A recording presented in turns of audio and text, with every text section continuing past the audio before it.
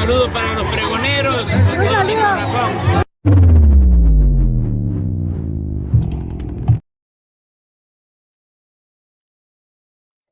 Amigos, bienvenidos a una nueva transmisión más a su canal, servidor Irwin Rodríguez, transmitiéndoles desde el día de hoy. Nos encontramos en este lunes, inicio de semana, 27 de enero del 2025. Si nos estás viendo por primera vez, muchísimas gracias por tu tiempo y por tu espacio. Solamente pido tu apoyo con la suscripción para que cada día podamos ser más en esta gran familia. Amigos, todos sabemos lo que está ocurriendo ahorita en este proceso de las elecciones al Poder Judicial. El único que sigue con esta cantaleta de seguir frenándola es el comité de evaluación por parte del Poder Judicial.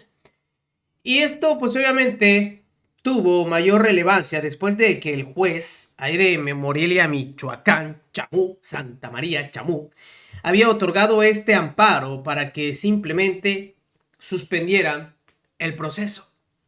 Después ya vimos cómo el mismo Tribunal Electoral del Poder Judicial de la Federación, a cargo de la magistrada Mónica Soto y su proyecto, le daban 24 horas a este comité para que volvieran a sus funciones.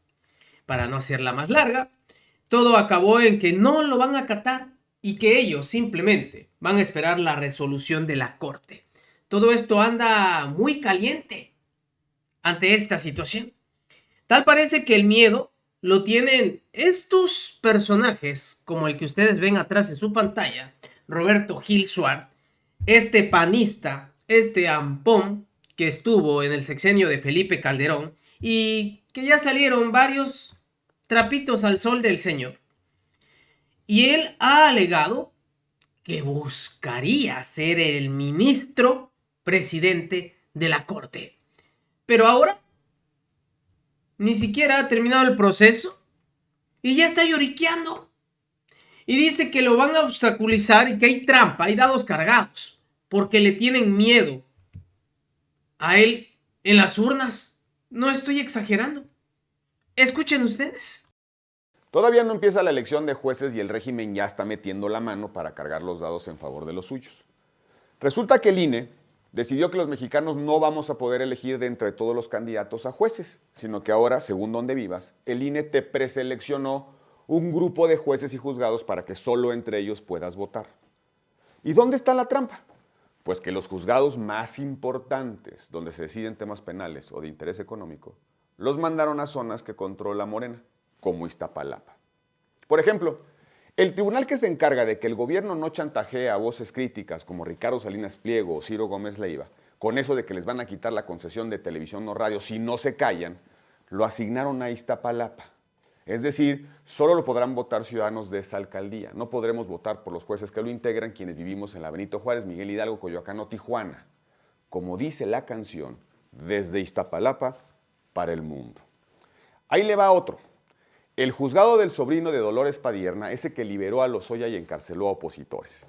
Tampoco vamos a poder castigarlo con nuestro voto, pues también solo estará en las boletas de alcaldías gobernadas por Morena. ¿Te acuerdas de los jueces que actuaban por consigna de Saldívar? Pues resulta que Saldívar y Morena van a decidir en qué municipios controlados por el régimen van a competir. Ellos los van a acomodar para que no batallen mucho. Y así va a ser en todo el país. Los jueces del régimen se van a ir a elección en zonas controladas por ellos. No me sorprendería que incluso manden a los jueces de los penales federales a zonas que controla el crimen organizado para que terminen de capturar al Estado. Vamos a denunciar esto. Se supone que la elección era para que todos tuviéramos el mismo voto, pero ya les dio miedo que les podamos ganar en las urnas. No vamos a quitar el dedo del renglón. Seguiremos denunciando y vamos a luchar en cada rincón del país para resistir a la cargada del régimen. Entérate, involúcrate, indígnate y sobre todo, pasa la voz. Tenemos que defender a la República de Saldívar y sus secuaces.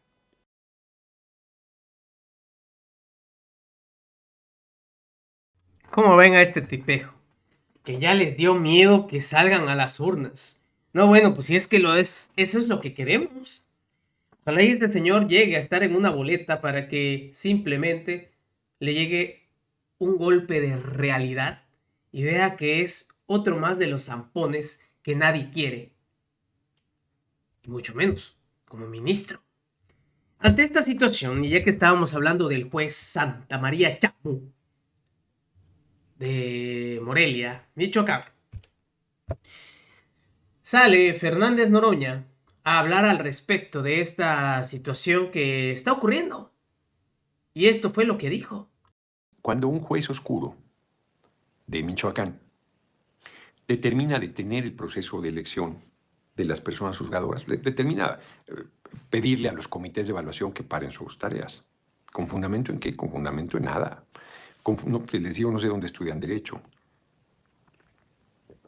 Con fundamento de su facciosidad. Mañana les comparto el dato preciso de dónde va a participar. Pues ahí mismo, que tiene pase directo y está anotado, aceptó ir a la elección. Este juez que emitió el amparo para detener el proceso electoral. Entonces el Tribunal Electoral, la ley lo dice, no procede. No hay ningún recurso legal que pueda detener un proceso electoral. He insistido, imagínense que un juez dijera, paro la elección presidencial. ¿Cómo que paras la elección presidencial? INE no haga la elección presidencial. Pero por favor, o sea, nos meten en una crisis del redemonio, porque mientras está el tiempo del presidente, la presidenta que está en funciones, pues no pasa nada, pero a partir del momento que tienen que entrar la nueva autoridad, pues entras en una crisis porque no hubo elección. Está previsto que no se presente, que no está prevista la ausencia, pero no una situación de esa naturaleza, porque no existe recurso legal para detener ni siquiera el de una alcaldía, por modesta que sea.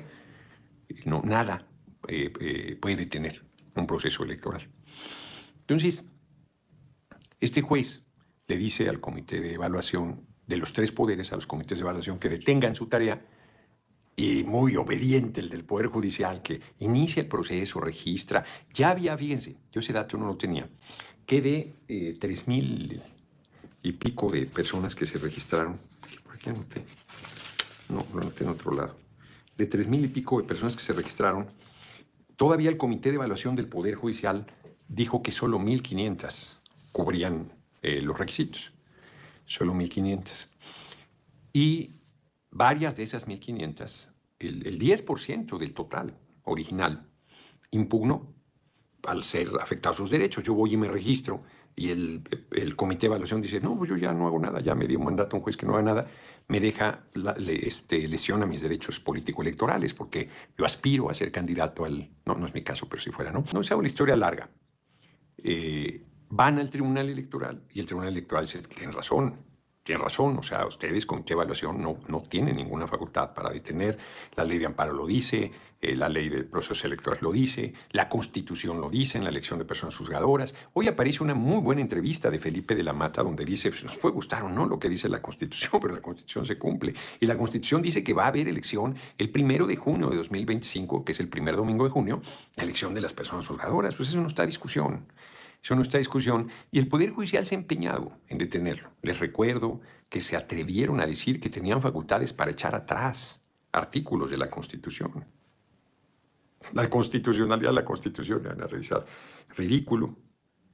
Un ministro tan preparado, según él, pues quitaba artículos de la Constitución, pero les falta un voto.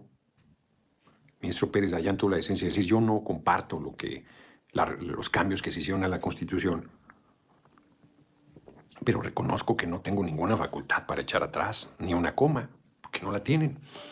Y luego, lo he reiterado aquí, la ministra presidenta Norma Piña determina que la mayoría calificada de 11 no son 8, sino 6, porque se quedó en 7. No alcanzó los 8. Y lo pone a votación después de un receso. No, yo ya lo he dicho, hombre, cuando pasó eso dije, qué grave.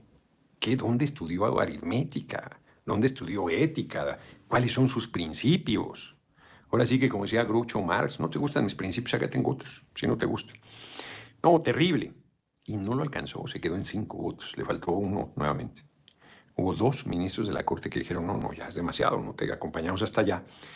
Y parecía que ya se había resuelto, el comité de evaluación se instaló y registraron a las personas que se decidieron participar, revisaron la documentación, dejaron fuera a 2,000 por no cumplir los requisitos, quedaron un poco más de 1,500. Y resulta que detienen ya el proceso. El miércoles el Tribunal Electoral dijo, tienen que cumplir, tienen 24 horas. Y el Comité de Evaluación dijo, son magistrados, magistradas, gente de un nivel de preparación, de escuela judicial. Pues incumplieron la sentencia del Tribunal Electoral del Poder Judicial de la Federación. Y más allá de que puedan ser sancionados, destituidos, lo que procediera, aunque hoy Felipe Lamata dice que no tienen dientes para eso, pero es insustancial.